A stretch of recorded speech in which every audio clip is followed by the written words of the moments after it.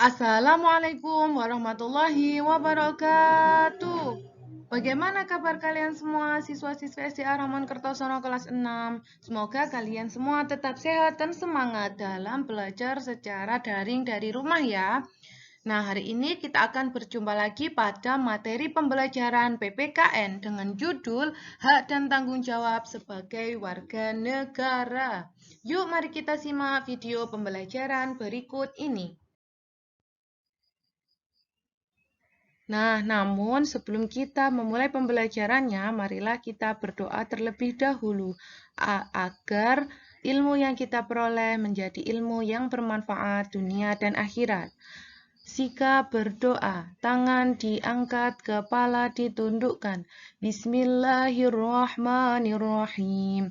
Raditu billahi robba, wabil islami dina, wabi muhammadin nabiyya wa rasula. Rabbi zidni ilma, warzuqni fahma.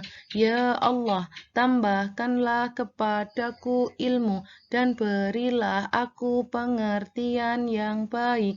Amin. Nah, anak-anakku semua, setelah kemarin kita mempelajari tentang apa yang dimaksud dengan kewajiban, kali ini kita akan membahas tentang apa yang dimaksud dengan hak. Hak adalah segala sesuatu yang harus didapatkan oleh setiap orang yang telah ada sejak lahir bahkan sebelum lahir. Setiap warga negara memiliki hak dan kewajiban. Hak dan kewajiban berjalan secara seimbang untuk membangun masyarakat yang sejahtera. Hak sebagai warga negara Indonesia telah diatur dalam Undang-Undang Dasar 1945. Hak dan kewajiban adalah dua hal yang saling berkaitan.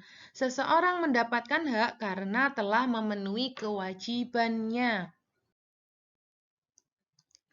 Nah, berikut ini contoh hak yang dapat diperoleh oleh warga negara. Yang pertama yaitu hak untuk memeluk agama dan beribadah menurut ajarannya. Yang kedua yaitu hak untuk mendapatkan pendidikan. Yang ketiga adalah hak untuk mendapatkan pekerjaan dan hidup yang layak. Yang keempat yaitu hak untuk dapat diperlakukan secara adil di dalam hukum.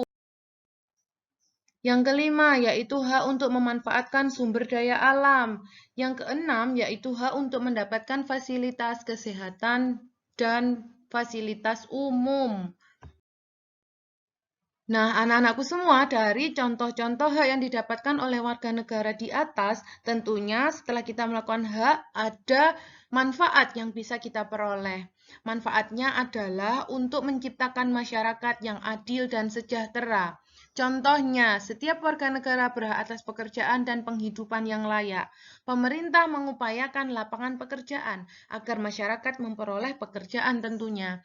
Upah dari pekerjaannya digunakan untuk memenuhi kebutuhan sehari-hari, sehingga mereka memperoleh kehidupan yang layak. Contoh yang lainnya yaitu jika warga negara mendapatkan pengajaran yang baik dan layak, maka akan dapat mencerdaskan kehidupan bangsa. Dan hal ini juga sesuai dengan Undang-Undang Dasar 1945 Pasal 31 yang menjelaskan setiap warga negara berhak mendapatkan pendidikan. Nah, anak-anakku semua, setelah kita membahas tentang pengertian hak, untuk selanjutnya kita akan membahas tentang pengertian tanggung jawab. Tanggung jawab adalah perbuatan atau tingkah laku individu, baik yang disengaja atau tidak disengaja, sehingga akan memunculkan kesadaran pada individu untuk sadar akan kewajibannya. Nah, seperti apa sih contoh tanggung jawab itu? Berikut akan Bu Devi jelaskan contoh tanggung jawab. Udin adalah salah satu siswa SMA di Yogyakarta. Dia diberikan tugas oleh Ketua OSIS sebagai bendahara. Dan setiap akhir bulan, Udin selalu melaporkan pemasukan maupun pengeluaran uang kas yang dikumpulkan selama 1 bulan di depan kelas. Nah, di sini Udin melakukan tanggung jawabnya sebagai bendahara OSIS dengan selalu memberikan laporan keuangan kepada rekan-rekan pengurus OSIS. Nah, contoh yang kedua, Andi tinggal di sebuah lingkungan masyarakat di wilayah Bekasi. Dan tiap malam warga tempat tinggal Andi selalu mengadakan ronda malam. Hari Rabu malam adalah jatah ronda Andi. Walaupun Kamis paginya Andi masih harus pergi bekerja dan tetap datang kegiatan ronda malam, karena itu sudah menjadi tanggung jawabnya sebagai warga Bekasi yang baik dan berakhlak mulia. Nah, anak-anakku semua, ketika kita memiliki sikap tanggung jawab akan menimbulkan dampak yang positif yang sangat luar biasa. Salah satunya yaitu kita lebih menghargai orang lain.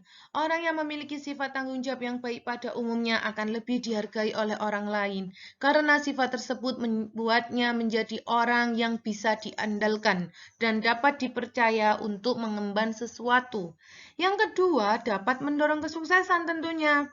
Sehubungan dengan beberapa hal di atas, sifat tanggung jawab yang dimiliki seseorang juga dapat mendorong kesuksesan.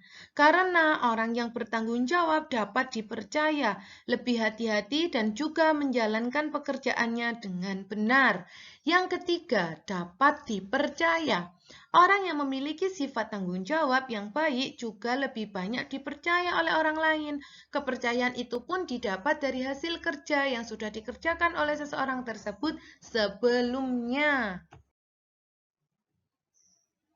Nah, anak-anakku semua, demikian tadi video pembelajaran dari Bu Devi hari ini. Kurang dan lebihnya Bu Devi mohon maaf yang sebesar-besarnya. Mari kita tutup dengan membaca hamdalah. Alhamdulillahi Rabbil Alamin. Akhirul kalam. Wassalamualaikum warahmatullahi wabarakatuh. Ar-Rahman, smart and fun.